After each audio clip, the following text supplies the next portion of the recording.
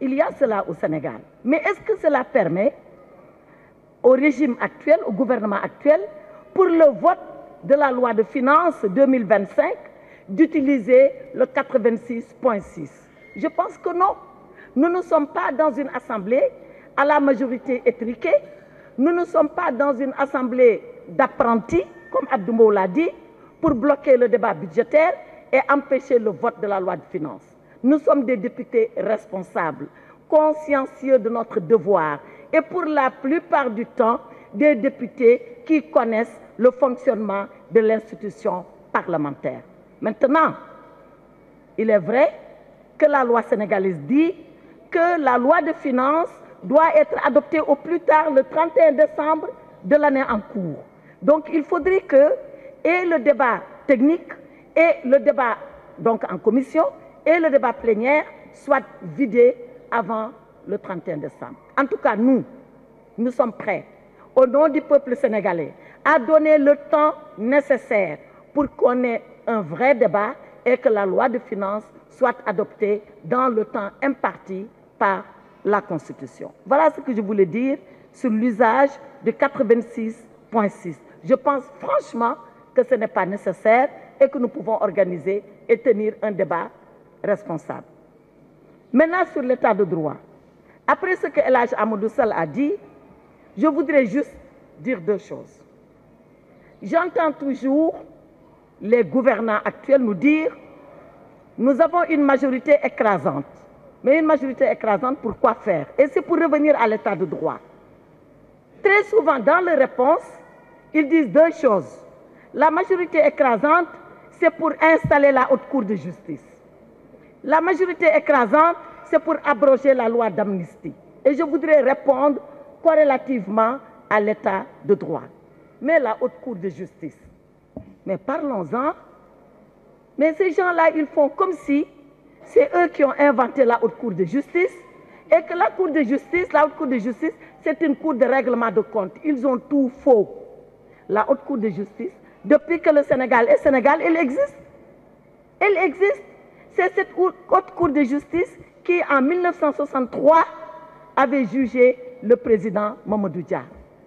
Donc la haute cour de justice, ce n'est pas une nouveauté au Sénégal. Si maintenant c'est pour nous faire du khokatal, ils peuvent s'amuser à ce jeu-là. Mais ça ne passera pas. Parce que dans la haute cour de justice, qu'est-ce qu'il y a? Il y a la cour et il y a la justice. Et pourquoi elle est haute? Elle est haute parce qu'elle juge le président de la République, elle juge le Premier ministre, elle juge les ministres pour les actes commis dans leur fonction de Premier ministre et de ministre. Mais elle est composée de magistrats, des cours des tribunaux. D'ailleurs, celui qui préside la haute cour, c'est le premier président de la Cour suprême. Celui qui va occuper le parquet, c'est le procureur général près la Cour suprême. Donc la haute cour de justice, ce n'est pas une cour de n'importe quoi, avec n'importe qui, pour faire des règlements de compte. C'est un procès normal où la personne qui comparaît a le droit de se défendre et de présenter ses arguments. Donc alors, lan moo fi xew ba ñu naan oui, c'est ça qu'on va faire avec la majorité écrasante. Elle existe, ils n'ont qu'à l'installer.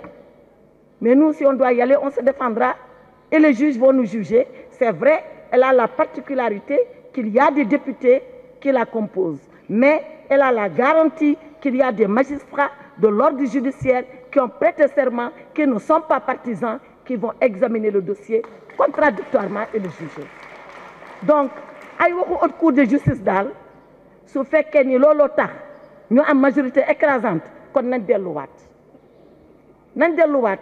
L'autre chose qu'ils disent, on va abroger la loi d'amnistie. Aïcha, on attend. Ils n'ont qu'à essayer d'abroger la loi d'amnistie. C'est beaucoup plus facile à dire qu'à faire. Hein? Et c'est une spécialiste qui vous parle. Et je parle sous le contrôle de mes confrères. Vous savez quel est le problème? En droit pénal, il y a ce qu'on appelle l'intangibilité des droits acquis et la non-rétroactivité des lois. Alors, les gens, certaines personnes ont bénéficié de la loi d'amnistie, et pas n'importe lesquelles. Hein. Je rappelle que le président de la République et son premier ministre sont sortis de prison grâce à la loi d'amnistie. Alors, la non-rétroactivité des lois permet que la loi qui abroge la loi d'amnistie ou ne permet pas que la loi qui abroge la loi d'amnistie fasse rétroagir et aller chercher des actes qui sont couverts par la loi d'amnistie. C'est un débat sérieux. Il ne faut pas qu'on s'amuse avec ça. Parce que nous amuser avec ça veut dire que le Sénégal, justement, ne sera plus un état de droit. Nous amuser avec ça veut dire qu'on va ramener notre régime à un régime naka-naka où on peut faire n'importe quoi seulement parce qu'on a une majorité soi-disant écrasante à l'Assemblée nationale. La majorité écrasante à l'Assemblée nationale, elle doit s'occuper des préoccupations des Sénégalais. Il faut que ça soit clair. On n'a pas peur d'aborder ces débats-là. On n'en a pas peur, s'il vous plaît. On va épuiser ce débat jusqu'au bout, mais par des professionnels. Que n'importe qui ne se réveille pas en disant, moi, je vais demander qu'on abroge la loi d'amnistie. Tout le monde est juriste, tout le monde est juge, tout le monde est avocat. Ce n'est pas possible, il faut l'arrêter. Et comme je dis, si vraiment l'ambition de cette majorité écrasante, c'est d'installer la haute cour de justice qui existe déjà, qui a toujours existé, c'est d'abroger la loi sur l'amnistie, ce qui, par certains aspects, est impossible en droit pénal, alors la déception sera grande pour le peuple sénégalais. Ils n'ont pas été élus pour ça. Vous faites que dans le peuple sénégalais, pour sénité.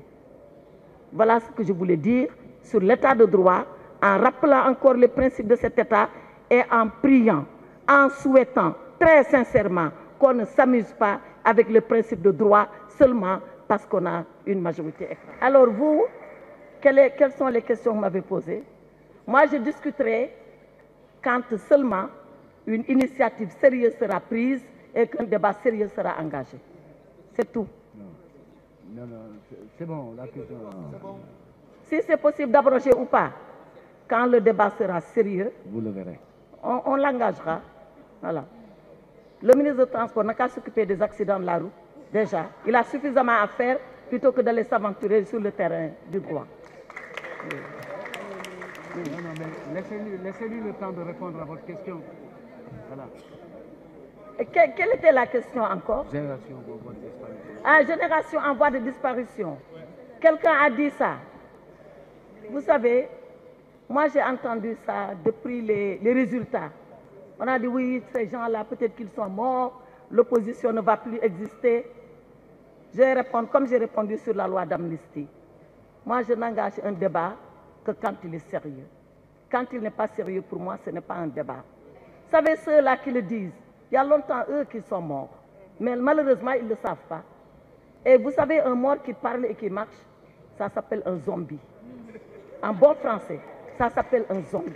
Moi, quelqu'un qui a déjà perdu depuis très longtemps, qui ne sait pas qu'il a perdu, et qui pense renaître parce qu'il y a un parti de jeunes triomphants et qui s'accroche à cet attelage-là, pour moi, ce n'est pas celui-là ou celle-là qui me fera la leçon.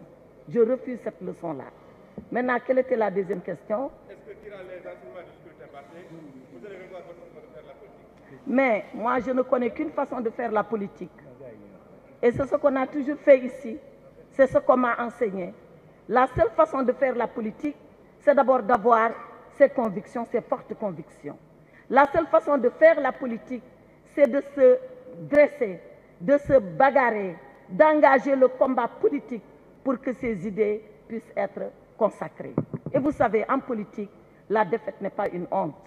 Elle fait partie de la compétition électorale et elle doit vous enseigner. Nous tirerons toutes les leçons de ce scrutin du 17 novembre et croyez-moi, comme Phénix, nous allons renaître de nos cendres et comme Phénix, nous allons déployer nos ailes et comme Phénix, nous allons engager le combat politique et comme Phénix, nous renaîtrons, nous vaincrons et nous serons toujours au service du Sénégal. D'abord, pourquoi était-il tête de liste nationale?